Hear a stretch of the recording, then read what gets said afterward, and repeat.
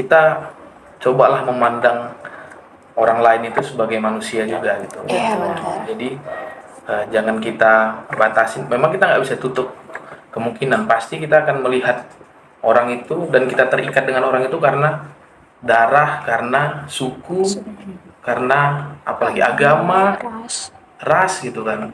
Dan kita kan melihat orang lain tuh harus sebagai manusia secara individu gitu. Jadi memang kita ajarkan sebenarnya kalau kita ikut-ikut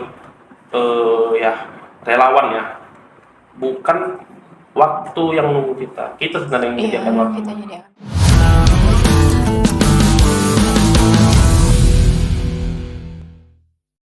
Assalamualaikum warahmatullahi wabarakatuh. Shalom, Om Swastiastu, Namo Buddhaya, salam kebajikan.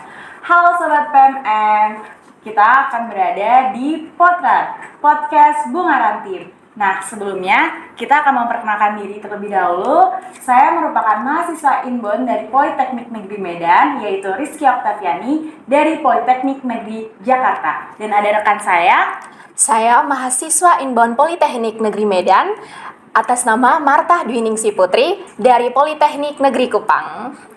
Oke Kak Iki, selanjutnya kita bakal ngejelasin nih tema dan juga topik kita kali ini.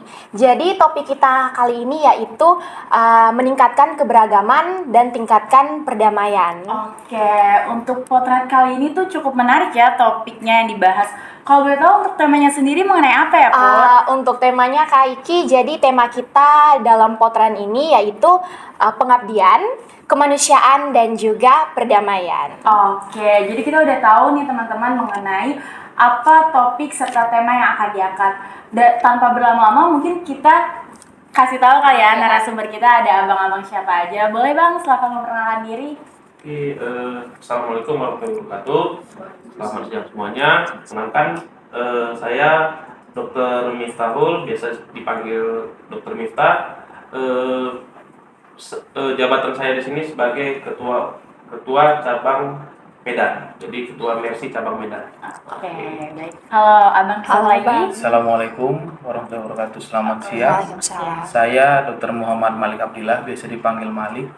Kalau di Mersi cabang Medan, saya sebagai pengurus di perekrutan dan pembinaan relawan. Oke, berarti narasumber kita yang hari ini yaitu dari Mersi. Dari Mersi ya Kak, dari Mersi. Mungkin abang berdua bisa nih ngejelasin kan belum semua nih tahu tentang apa itu Mersi itu seperti apa. Jadi abang berdua bisa ngejelasin sebenarnya Mersi itu apa, sejarah dan juga latar belakang terbentuknya Mersi. Iya. Oke, boleh. Baik, di sini saya coba jelaskan urutannya. Jadi timbulnya keinginan membuat suatu organisasi, apalagi di bidang kemanusiaan, itu terjadi di tahun 1999. Itu di mana di Maluku, Ambon, tepatnya itu terjadi perang antar agama, ya. Jadi perang antar agama. Jadi pendiri-pendiri dahulu itu melihat kok ada yang berbeda gitu di waktu perang itu. Apa yang membedakan? Jadi di sana tim medis itu pun terpecah belah. Oke. Terpecah belahnya gimana? Jadi yang Muslim nolongin yang Muslim, yang Nasrani itu nolongin Nasrani. Nah, jadi sebenarnya di dalam medis itu sendiri itu tidak diperbolehkan. Jadi kita memang sebenarnya sifat medis itu netral. Nah, dari kejadian itu makanya selesai Ambon kemarin, langsunglah didirikan organisasi ini. Oke. Itu udah cukup lama Cukup ya, lama Put? ya Kak, udah berdiri dari. Jadi sebenarnya aku juga baru tahu loh Kak, Bang, kalau Mersi itu organisasi yang bergerak di bidang kegawat daruratan medis. Karena sebelumnya aku sempat search ke Google, apa sih Mersi, malah yang muncul mobil-mobil mewah. Jadi kayak loh, kok Mersi, kita kan mau podcast tentang ini, Mersi kok jadi mobil. Ternyata Mersi itu adalah Medical Emergency Rescue Committee. Gitu ya. Dan kebetulan di hari ini kita berkesempatan untuk bertemu dengan narasumber yang langsung yang ada di cabang Kota Medan ini. Nah, untuk pertanyaan selanjutnya mungkin boleh Bang Malik yang menjawab bagaimana upaya Mercy dalam meningkatkan kesehatan masyarakat sendiri nih Bang di Kota Medan ini. Di Kota Medan ya. Iya. Yang paling kita concern itu kita punya klinik sosial. Oke. Jadi klinik sosial ini memang kita buat di daerah Tanjung Merawa, Limau Manis yang orang Medan pasti tahu itu. Oh. Jadi di sana memang sudah lama, saya nggak ingat berdirinya tahun berapa karena yang jelas saya belum di Mercy. Yang jelas saya gitu. belum di Mercy, itu klinik sudah berjalan dan saya cukup banyak terlibat di klinik itu. Klinik sosial dibilang kenapa klinik sosial karena memang masyarakat yang berobat di situ biasanya ya kita masyarakat yang punya kelas ekonominya menengah ke bawah, jadi tetap bayar, hanya saja memang ya murah gitu. Iya, diberi kemudahan gitu kita ya beri layanannya. kemudahan gitu. Mungkin kalau sekarang orang berobat nggak pakai BPJS ya, di sana udah di atas 50.000, Betul. 100.000, kita masih di angka 25.000, Iya. 15.000 masih terjangkau lah untuk Iya, membantu. Untuk wisatawan. Sedangkan untuk dananya ya kita dapat dari relawan-relawan Mercy juga sebenarnya yang sudah lebih senior, yang sudah punya keluangan ekonomi yang lebih Iya. dibandingkan sama junior. Jadi mereka juga kasih ke klinik untuk dikelola di sana menjadi sebuah klinik sosial. Kira-kira gitu. Jadi klinik itu untuk membantu kaum-kaum yang mungkin kurang mampu ya dalam Iya. berobat gitu. Betul. Oke. Beberapa kali juga kita adakan bakti sosial, kadang dipanggil sama komunitas-komunitas untuk datang bakti sosial, pengobatan umum, apakah itu ke sekolah-sekolah untuk semacam ceramah lah ya kesehatan, ceramah kesehatan, edukasi kesehatan. Itulah kira-kira. Oh, mendengar tadi jawaban dari Abang sendiri, kalau boleh tahu Abang bergabung di Mercy itu pada tahun berapa ya Bang? Kalau Abang masih ingat misalkan. Saya nggak ingat tahun berapa. Udah, motivasi Abang bisa masuk jadi anggota Mercy deh Bang. Iya, itu juga boleh. Saya di kampus dulu masuk 2014. Dari waktu masih dari kampus ya Bang? Tapi saya secara resmi tidak di Mercy 2014 belum. Oh, Beberapa senior-senior saya memang ada di sini, jadi dipanggil kan itu Malik sini dulu. Orang dalam ya Bang. Iya. Sini merapat kan bahasa orang Medan. oh iya. iya, merapat. Merapat. Merapat, Kantor. sinilah. Kebetulan kampus di USU. Oh, dekat, ya Tetangga kan? kita Bang, tetangga Iya. ya kan? Iya, Polmed kami walaupun kami mahasiswa pertukaran ya kan Pak. Jadi tetangga cuma kita. naik pesawat juga. Jadi memang beberapa kali senior datang manggil kemari dalam urusan-urusan organisasi juga sebenarnya. Jadi saat itu lihatlah kan, oh ini ada kantor Mercy, lihat kegiatan-kegiatannya apa, dan kayaknya nanti setelah selesai dengan semua hiruk pikuk kampus, inilah nih tempatnya gitu kira-kira. Jadi begitu selesai semua organisasi kampus, saya langsung kemari. Oh, oke. Iya. Kalau Abang sendiri kalau boleh tahu bergabung di Mercy-nya sejak tahun berapa Saya Bang? masuk kuliah di tahun 2011. Ya. Gabung itu di 2013. Oh, udah 10 tahun ya? 10 tahun. Tahun. Jadi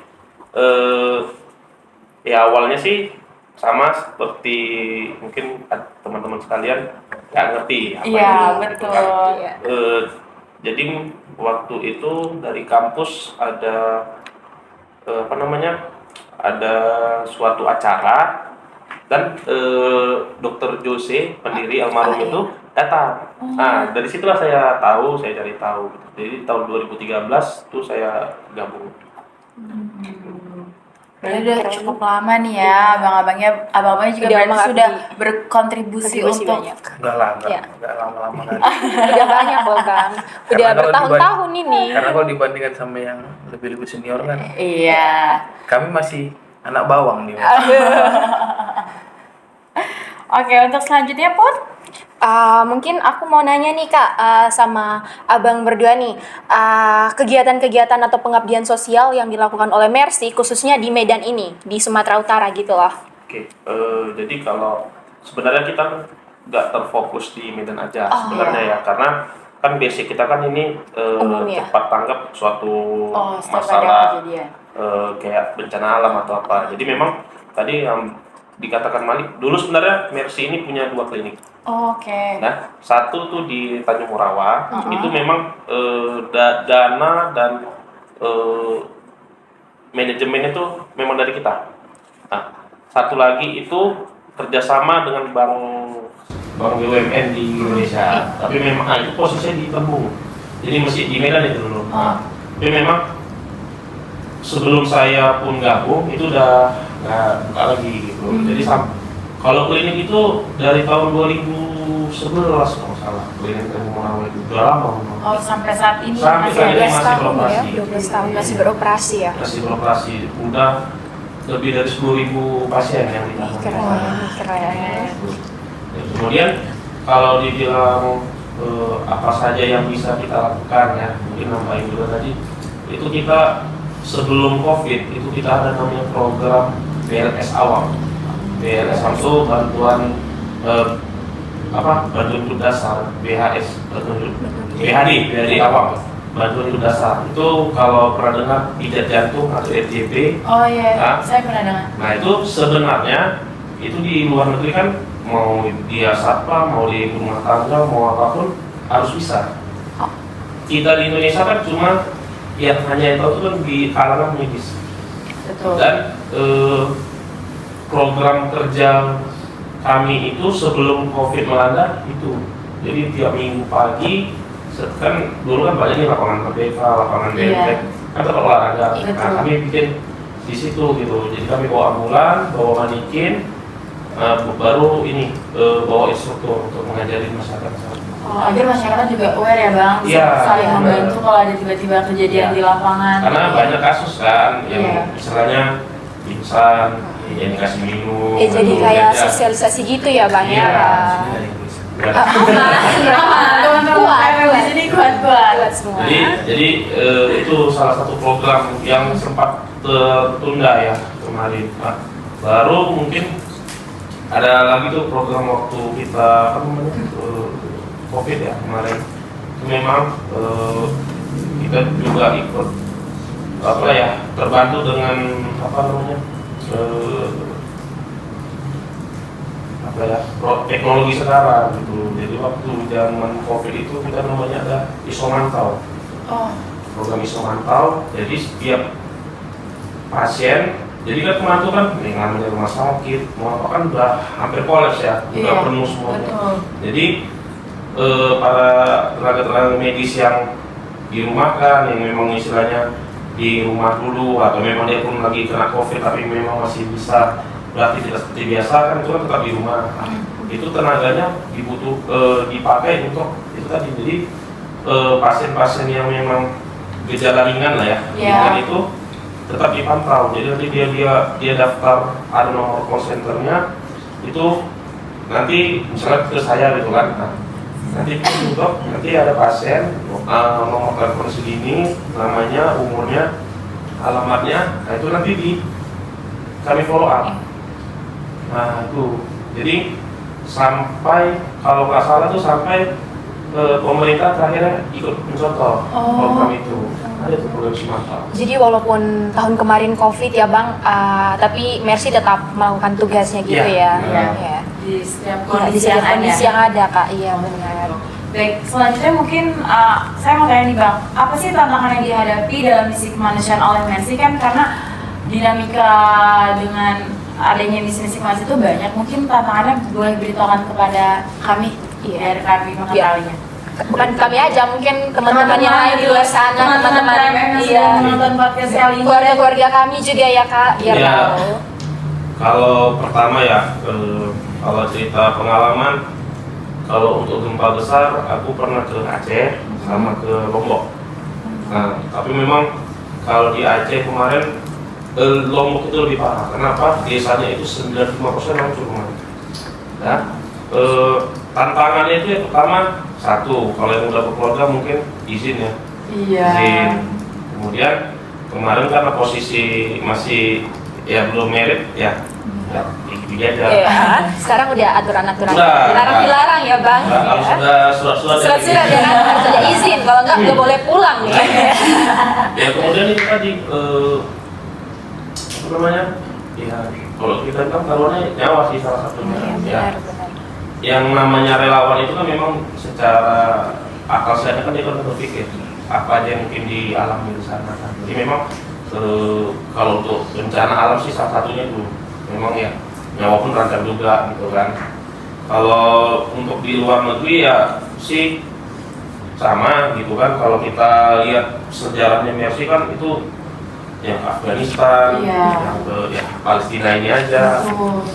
Dan waktu tim itu datang bukan lagi kita gini lagi istilahnya nggak ada kejadian, itu memang lagi pas lagi ada kejadian ya. Itu biasanya kalau kita pergi seperti itu ada surat wasiat enggak? Dari itu ditandatangani sama istri juga kalau nikah. Jadi ya salah satunya itu sih gitu. Nah kalau dari abang beda nih. Kalau misal dari Bang Malik gimana? Mungkin pengalaman dalam tantangan itu lah. Kalau saya bicara pengalaman turun ke misi, kalau ngomong di depan Bang Ari saya nggak berani banyak karena saya kalah jauh. Kalau soal itu saya kalah jauh. Bang Ari udah banyak betul dia pergi ke misi-misi, istilah kami itu misi nasional. Jadi kalau ada bencana nasional yang udah keluar dari pemerintah, memang ini bencana nasional, lalu tim Mercy turun, Bang Ari udah paling banyak. Nah, jadi saya biasanya pergi hanya di sekitar Sumatera Utara aja masih. Nggak apa-apa, cerita aja. Iya, mau dengar. Kita juga kan nggak tahu. Iya. Kalau di Sumatera Utara, ya tantangannya sebenarnya tetap ada tapi nggak terlalu berat lah ya. Ya memang salah satunya keluarga. Jadi yang saya ingat itu ada banjir di Serdang Bedagai, Sergi waktu itu. Jadi dan itu kan bukan bencana nasional, jadi kita berangkatnya juga nggak terlalu harus izin keluarga atau gimana. Jadi waktu saya bawa sekalian istri, jadi sekalian kebetulan istri saya juga relawan Mercy. Jadi udah ikut katanya, udah ikut sama kita berangkat waktu itu, sama dokter Ari juga itu bareng. Paling gitu sih.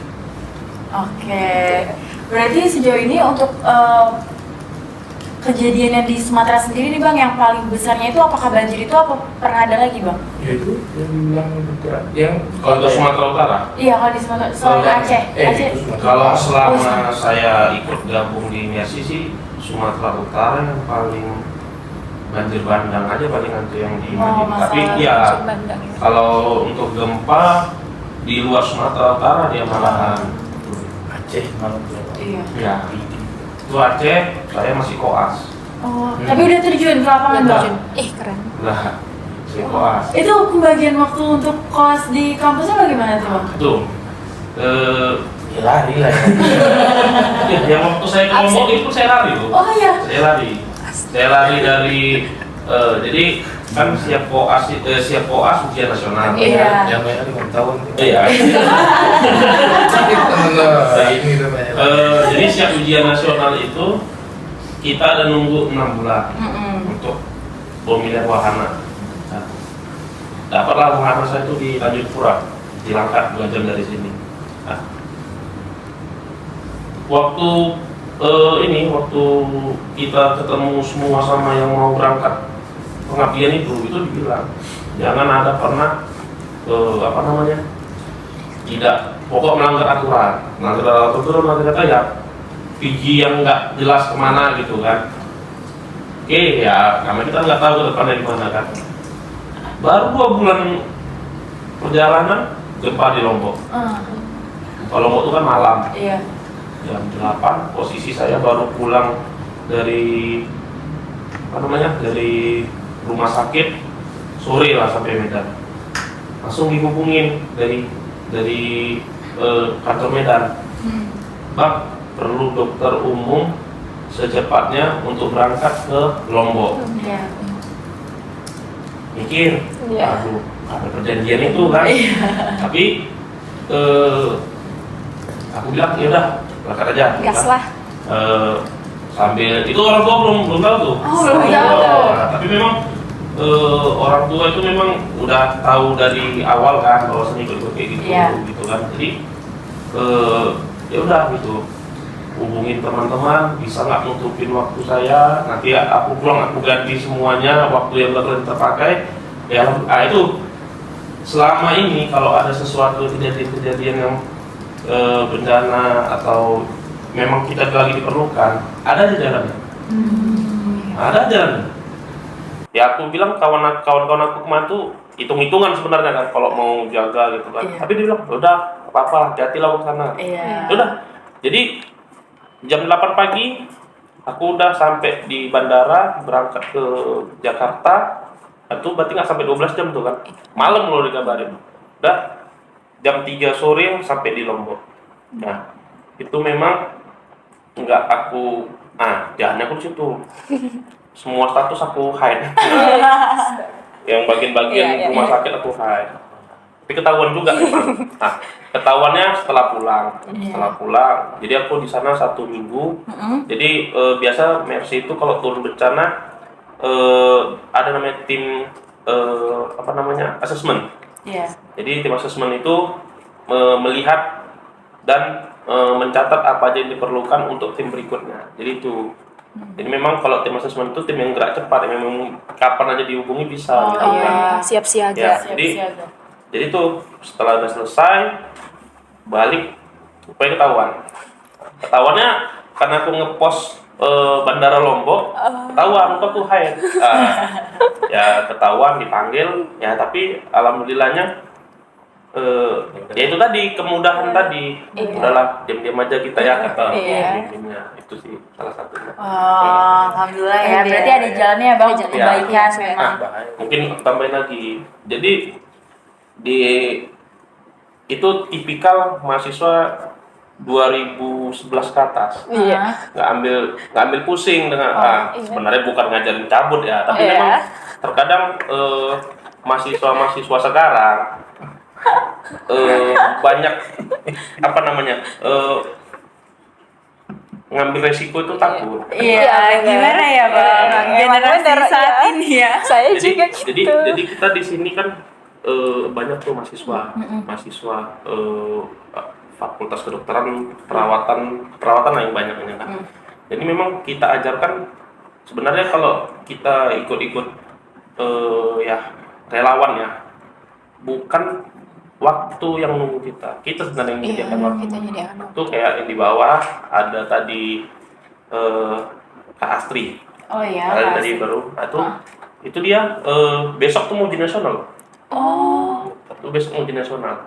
Kalau mungkin yang taunya belajar, ngapain lah gabung-gabung, baguslah aku belajar gitu kan. Nah, karena hari ini di sini kita ada 6 agenda hari ini. Di siang ini 6 agenda, makanya semua tim dibagi-bagi. Ada yang pelatihan tadi, ini pelatihan BLS yang aku ceritain tadi itu udah dimulai lagi. Nah, jadi itu dia salah satunya gitu. Mau ujian nasional loh.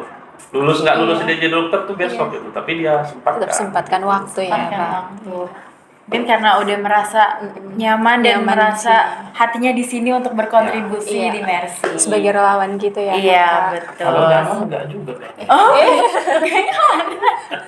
Karena bukan orang-orang nyari nyaman juga. Sebenarnya Hari waktu ke Lombok nyaman. ya enggak juga. Ya kalau yang turun bencana mana ada. Iya, kalau bencana pasti dia was-was kan. Jadi sebenarnya kalau kata senior saya berarti itu passionmu. Jadi beda hobi sama passion. Kalau kata dia kemarin itu yang aku pegang dulu. Kalau hobi itu kita suka saat lagi senang. Iya, senang aja. Sedangkan passion itu ya kita tahu itu akan sakit, tapi kita tetap lakuin. Tetap menekuni ya, Bang ya. Iya. Oke, mungkin aku mau nanya lagi nih Bang. Bang Malik aja lah yang ngejawab ini pertanyaannya. iya. Tadi kan kita sempat ngebahas tentang teknologi gitu kan Bang ya. Bagaimana sih tanggapan Mercy terkait peran teknologi dan juga inovasi dalam memberikan respon medis yang cepat di lingkungan yang sulit? Contohnya kayak mungkin ada perang atau mungkin ada bencana alam gitu loh di daerah-daerah yang sulit dijangkau, daerah-daerah terpencil gitu loh Bang. Sebenarnya kalau masalah ada teknologi, inovasi yang mempermudah kita dapat informasi ataupun kita lebih mudah mengakses langsung ke lokasi, Betul. tentu kita sangat senang dengan adanya hal itu. Hanya saja memang belum ada ya yang bentuk kayak gitu. Jadi memang paling kita saat ini kalau ada bencana alam, kalau sekarang kan kita dapat info dari Instagram, Sosial dari media mana ya, Bang. Status WA, status X, WA. iya. Misalnya ada kawan di kampung kan, "Ih, banjir di sana." Paling kita telepon atau tanya bagaimana dampak kerusakan di sana. Kalau misalnya datanya nggak bisa dapat banyak, ya kita datang langsung ke sana. Yang dibilang sama Dokter Ari tadi, biasanya memang kita ada tim cepat tanggapnya untuk asesmen awal. Jadi kalau memang di hari itu bencana ya kalau bisa kita di hari itu berangkat. Atau kita biasanya 48 jam ya. 48 jam respon cepat itu 48 jam. Jadi 48 jam setelah bencana terjadi kita berangkat. Sebelum 48 jam. Tapi apakah Mercy sendiri juga menerima laporan Bang? Maksudnya kayak kalau sudah ada laporan akurat dan memang butuh bantuan di daerah-daerah tertentu, apakah langsung siap sedia untuk terjun ke lapangan? Kita tetap kaji dulu. Jadi kalau laporan ya kan mungkin kan tidak semua orang juga tahu Mercy kan. Iya. Mungkin kalau beberapa yang kenal mungkin langsung menelpon. Tapi kalau enggak kita dapat informasi, toh sekarang gampang juga dapat informasi dari Instagram tadi saya bilang atau dari Twitter itu ada info gempa ya kan, kita langsung bisa cari informasi dan kita akan rapatkan biasanya langsung. Jadi gitu, di situ bencana, di situ rapat, kita putusin nih perlu nggak kita berangkat. Kalau perlu berangkat, oke, berapa yang bisa berangkat, langsung siapkan timnya. 3 orang, 4 orang berangkat, mau sedikit nggak apa-apa, memang udah biasa kita berangkat sedikit-sedikit ya Bang. Oh, Biasa. Karena sebenarnya kan tipe bencana itu kan ada dua. Sebenarnya kan bencana itu kan kita sebenarnya bencana alam, Iya. baru kayak demo, Ya. pengawalan tim medis itu kita ikutin. Untuk khusus bencana alam, khususnya banjir ya, Iya. di Medan, khususnya di Medan. Di Medan ini banjir itu terakhir besar artinya waktu aku masih SD. Oh, Itu memang betul-betul yang nggak pernah kena.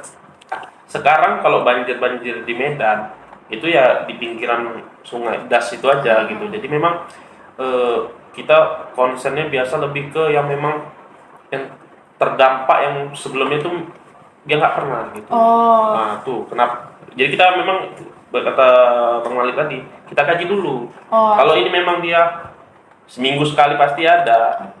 Biasanya mereka lebih siap. Misalnya kalau udah hujan gitu kan, ya udah palingan angkat barang atau rumahnya itu udah dibuat lantai 2. Jadi memang barang-barang berharga itu di atas, yang di bawah tuh ya tinggal kursi gitu. Karena kalau perhatiin aja tuh kalau ke daerah-daerah Katamso, Iya. tuh yang selalu banjir itu, hujan 2 jam aja nanti banjir gitu. Seperti itu gitu. Tapi kalau yang memang belum pernah sama sekali, tiba-tiba kan itu luar biasa tuh sama mereka. Oke, berarti harus tetap dikaji dulu ya Bang, maksudnya Iya, lokasi terlebih dahulu. dan adanya bencana yang ada di sekitar. Nah, kalau boleh tahu nih, kami ingin tahu mengenai model pendanaan dan dukungan yang dibutuhkan oleh organisasi Mercy. Mungkin teman-teman juga pengen tahu nih Bang, apa yang bisa membantu atau yang dibutuhkan dari Mercy sendiri. Jadi kalau untuk pendanaan Mercy ya, jadi ini Mercy ini LSM ya, LSM NGO. Dananya salah satunya itu dari donatur. Oh, baik. Nah, tadi yang namanya relawan itu nggak ada akhirnya. Betul. Nah, jadi bagi teman-teman senior-senior yang dulu yang udah mungkin kayak kami dulu lah, kayak kami sekarang ini gitu kan, dia sekarang udah berkeluarganya, udah keluarga udah lebih besar keluarganya, kemudian waktunya mungkin lebih sibuk ya. Salah satu jihadnya itu ya atau salah satu bantuannya itu ke Mercy ya dari donasi dia gitu tiap bulannya. Nah, Mercy sendiri pun hidupnya bukan dari donasi aja. Jadi kita punya yayasan juga. Yayasannya itulah yang untuk mencari dana. Oh, oke. Contohnya misalnya bikin pelatihan gitu, Iya. atau sunat massal. Jadi dia terpisah dia gitu. Ya kalau misalnya dari suatu perkumpulan masyarakat bikin sunat massal gitu kan, yang memang misalnya dananya nggak banyak gitu ya, larinya ke LSM gitu. Jadi di kitanya sendiri pun tanpa dibayar gitu, ya kan sangat mengurangin cost untuk bikin acaranya gitu. Jadi memang donasi itu memang ya sebagian besar ada dari donasi, selebihnya itu dari pencarian dana juga. Berarti perlu ditekankan ya teman-teman PMM bahwa Mercy itu merupakan lembaga yang keanggotaannya disebut relawan atau unpaid. Jadi di Iya. sini tidak dibayar. tidak ada dibayar. ya, tidak dibayar. Non profit juga ya berarti. Kalau dibayar jatuhnya dia ke pekerja sosial. Iya. Karena di sini tadi mungkin passion kali ya Put, passion Iya, untuk jadi membantu, membantu sesama, menolong iya. sesama kayak gitu. Oke, selanjutnya mungkin bagaimana cara Mercy dalam mengeksplorasi pendekatan kemanusiaan atau mempromosikan toleransi dan memecah stereotip di antara kelompok-kelompok yang berselisih nih Bang? Nah, kalau untuk yang seperti itu, jadi kita abang kasih dulu. Di wilayah konflik hanya 3 yang lebih gampang masuk wilayah itu. Pertama tim medis, kedua jurnalis, sama militer. Ah, Mercy kan di tim medis. Jadi sebenarnya banyak rumah sakit yang kita bangun itu sebenarnya bukan RSI aja, rumah sakit Masuk Indonesia. Indonesia ya. Di Myanmar pun ada juga. Oh. Jadi kasus antara agama Buddha sama Rohingya, itu kan misalnya antara daerah Deli Serdang sama Binjai, kan tengah-tengahnya itu Medan tuh. Iya. Nah, jadi Mercy kemarin itu bersama PMI. Kalau Rumah Sakit Indonesia ini kan memang full ya dari Mercy yang manajemennya gitu kan. Nah, kemarin itu dia bersama PMI. Jadi Mercy tugasnya membangun fisik bagian isi dalam rumah sakit itu dari PMI. Nah, jadi memang cara kita masuk ke wilayah itu untuk ya supaya untuk mendamaikan juga lah ya, itu dibangun rumah sakit pasti tengah-tengahnya tuh. Nah, jadi memang ya tujuan tadi itu yang namanya rumah sakit itu netral kan. Iya, Betul. benar Nah, Bang. itu. Oke, berarti itu yang langkah yang Mercy ambil ya Bang untuk adanya Ya, kita lebih ke pendekatan Pendekatan. ya pendekatan dari kesehatan sih. betul. Karena banyak juga gitu kalau lihat video-video itu kan kayak tentara yang di Afghanistan itu kan kalau di luar negeri kan dicap teroris gitu kan. Nah, itu kadang-kadang kepala-kepalanya tuh minta bantuan pengobatan tuh ke Mercy. Karena kita netral. Iya, Betul. benar ya, Kata kita Bang. netral. Netral. Ya kalau dari militer dia kan takut Iya. tadi apa-apain gitu kan. Iya. Tapi dia minta ke Mercy. Banyak juga kalau pernah nonton berita kayak Ustadz Abu Bakar Ba'asyir Iya. ya, itu setiap dia mau ke rumah sakit tim dokter Mercy wajib nemenin. Wajib nemenin. Saya sekali kebagian. Makanya saya tahu gitu. Karena di sekeliling dia tuh ya itu kan polisi semua kan ya. Dia merasa dia percayanya ke Mercy gitu. Ya, yang seperti itu tetap kita bantu. Iya. Jadi Mercy itu tetap membantu tanpa memedulikan suku, ras, Iya. agama, baik dia penjahat, buronan atau apapun Nah, itu ya, Bang. betul. Oke. Itu Makanya makanya ada sebut- dokter Jus itu. Off the record tadi ya. Jadi itu tujuan kita itu. Jadi kita membantu itu nggak ada lihat identitas. Iya. Benar. Kan kalau di tengah konflik itu, kalau tidak ada yang di tengah, itu konflik pasti nggak berakhir tuh. Iya, gak bakal Betul. berakhir. Ya, maka memang harus ada yang hadir Penengahnya. di tengah dan harus kan orang akan melihat kan. Iya. Udahlah berhentilah kita, mungkin nggak tahu lah kita bagaimana ke Iya. depan, tapi memang harus ada yang di tengah dan teman-teman Mercy, relawan Mercy memilih itu sebagai tempat dia apalah ya, kalau yang orang Islam tuh bilang berdakwahnya di situlah gitu kira-kira dengan cara seperti itu. Oke, jadi sebenarnya nih kita jadi menambah wawasan dan mungkin nanti tergerak kali ya Put untuk terjun Bergabung jadi ya, Kak. relawan. Bergabung jadi relawan ya, Satu Kak. lagi apa bang, jadi kita punya slogan tuh kalau di Mercy, to help the most vulnerable. Weh. Memang itu yang kira-kira gini, udah nggak ada lagi yang mau nolong, baru lagi kita nolong di situ. Ya kan, udah nggak ada yang nolong, Iya. udahlah kita tengok-tengok aja kan, nggak gitu kan. Tuh. Jadi makanya kayak apalah ya yang tadi dibilang Dokter Ari, orang-orang yang kita tengok perang-perang di Timur Tengah, ada yang memang paling teraniaya, paling ditindas, nggak ada yang nolong. Ya kita masuk ke situ gitu loh. Dulu misalnya Abu Bakar Basir, nggak ada yang mau nolong itu, nggak ada yang berani dekat. Jadi saya salut juga tuh sama senior-senior di Mercy, datang gitu kan, ngeri tuh diambil fotonya dekat sama Abu Bakar Basir. Itu sangat gampang saudara kalau mau langsung dituduh kan di foto. Iya. Misalnya Dokter Ari lagi foto dekat Abu Bakar Basir, kaum separatis nih katanya. Kan gampang kan itu, Iya, gampang bener. betul itu. Jadi ya antara nekat atau apalah, nggak tahu lah, kita bedakan. Sama juga kita kalau di turun bencana ya. Jadi kita sistemnya mana yang nggak terdatangi, Iya. kita kejar. Betul betul. Karena kasihan kalau untuk bencana-bencana itu, apalagi yang terakhir ya, di gempa Pasaman Barat. Itu kan jalan lintas yang terkena gempa. Itu yang dapat bagian yang paling banyak tuh yang di pinggir jalan itu. Sedangkan yang di dalam-dalam 1-2 jam lagi ke dalam tuh hampir nggak dapat. Gitu. Nah, tuh, jadi kita memang kadang kalau ada pembagian, kita biasa kan kalau udah ada bencana selalu kita koordinasi sama pemerintah kan, pemerintah Iya. tempat. Nggak bukan datang selonong-selonong, dah kasih bagi, enggak, kita nggak kayak gitu. Kita tetap aturan mainnya kita Iya, ikutin. ikut. Nah, itu biasa mana yang nggak didatangin kita ambil, ini bagian kami. Gitu. Oh, oke.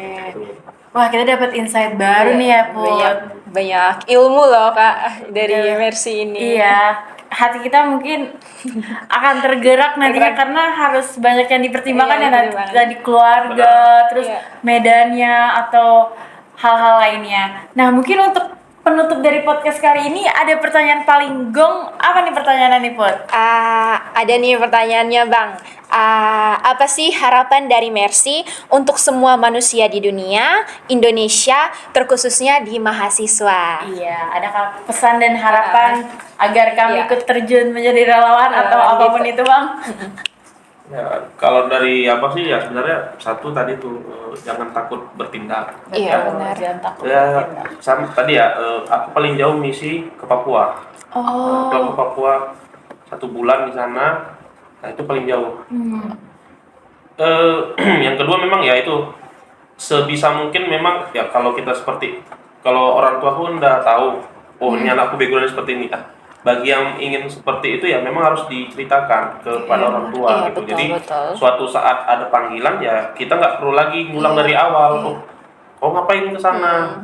Sama siapa? Nah, itu kalau aku turun itu nggak ada lagi pertanyaan seperti itu. Udah ada pengertian dari Tinggal orang tua juga. kemana? Berapa lama? Itu aja gitu. Iya. Udah ikhlas lah Bang, ya. Iya. Iya. Jadi kalau untuk mahasiswa sekarang itu sebenarnya ya, kalau aku bilang sih satu, rajin, sebenarnya ya berita itu bukan dari berita Indonesia aja ya. Sebenarnya rajin tuh buka berita-berita luar negeri juga gitu. Jadi kita mengetahui nih geopolitik sekarang gimana. Sebenarnya ya walaupun aku medis, aku suka juga tuh dengar-dengar seperti itu karena ya isu-isu internasional itu sebenarnya kita harus tahu juga gitu kan. Ini memang didesain atau apa, itu sebenarnya kita bisa jawab nanti sendirinya.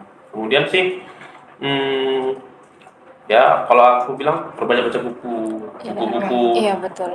Bukan buku pelajaran aja ya, Iya. ikat-ikat zaman dahulu, ya buku-buku lah sebenarnya gitu kan. Jadi biar dapat ininya sih, gambarannya gitu gimana. Mungkin Bang Malik mungkin. Oh, dari Bang Bang Malik Malik sendiri, harapannya iya. nih. Saya apa ya harapannya? Paling kalau untuk masyarakat umum lah ya. Iya, boleh.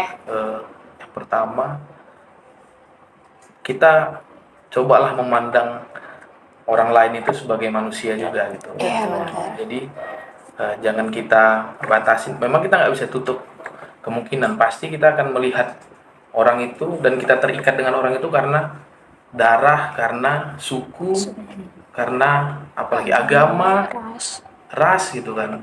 Dan kita kan melihat orang lain tuh harus sebagai manusia secara individu gitu kan. Sebenarnya itu juga sih Mercy itu. Kenapa kita selalu bicara tentang Indonesia gitu. Kita mau melihat apa istilahnya. Tadi malam saya baru bicara sama teman saya. Kita harus mampu melihat apa ya, bahasa Inggris beyond the ethnic ya, apa, melampaui kesukuan gitu.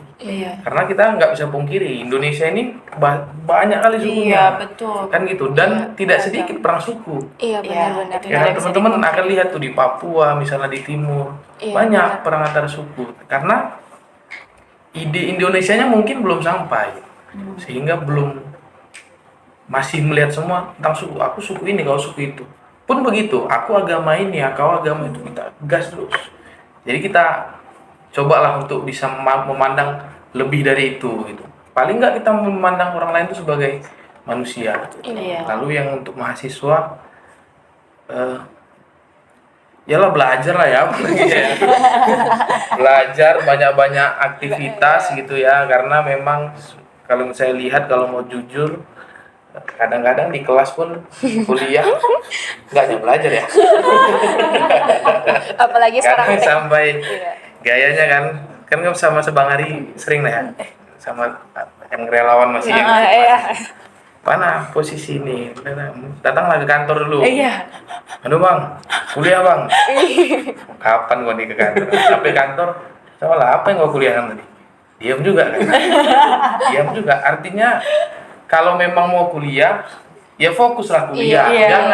Jangan sia-sia kuliahnya. Gitu. Kalau misalnya memang kira-kira di kelas, nggak dapat aku ini apa-apa di kelas ini misalnya, bahaya juga yang direkam ya kan? cabut ya, mau bilang cabut. Ya udah keluar aja gitu. Cabut ya kan, Cari yang lebih bermanfaat kan gitu. Iya benar. Karena kalau boleh jujur, saya pun dulu ini nanti nggak usah masuk dalam. Kalau mau boleh jujur dulu, saya memang dari semester 3 saya untuk kelas kuliah saya hampir nggak pernah masuk lagi, karena bagi saya ya jangan samakan nanti. Maaf ya Bu ya.